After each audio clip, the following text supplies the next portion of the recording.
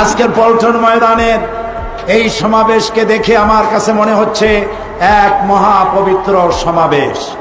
কারণ হচ্ছে এই সমাবেশে যারা উপস্থিত হয়েছে এদের মধ্যে টেন্ডারবাজ নাই, এদের মধ্যে চাঁদাবাজ নাই, এদের ভিতরে গুন্ডা নাই, এদের ভিতরে মাস্তান নাই, এদের ভিতরে রয়েছে শহীদি কাফেলার রক্তে রঞ্জিত পথ মারিয়ে যারা এগিয়ে চলেছে আল্লাহর দ্বীনের পতাকা নিয়ে, তারাই আজকের এই সমাজে, আজকের এই পল্টন ময়দানে উপস্থিত হয়েছে।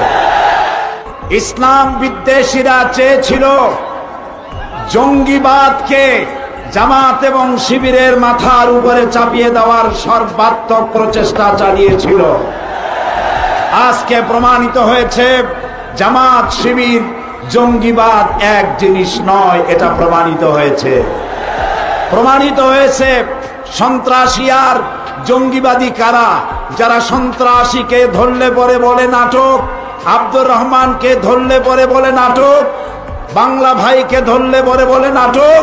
যদি সব সন্ত্রাসীদেরকে ধরলে নাটক হয়, সেই নাটকের ভিলেন চরিত্র নিশ্চয়ই আপনার, যিনি নাটক বলে কথা বলছেন। এই জন্য ছাত্র শিবিরকে অগ্রসর হতে হবে, চরিত্র দিয়ে জয় করতে হবে এই দেশকে। তেতুলিয়া থেকে টেকনাফ পর্যন্ত, রূপসা থেকে পাথুরিয়া পর্যন্ত এই জেহাদে জেনারেলের ভূমিকা পালন করে কারো সাথে শত্রুতা নয়, সকলের সাথে বন্ধুত্ব, এই স্লোগান নিয়ে ঝাঁপিয়ে পড়তে হবে। তোমরা সবাই রাজি আছো তাতে? আল্লাহ হাফেজ। বাংলাদেশ জিন্দাবাদ।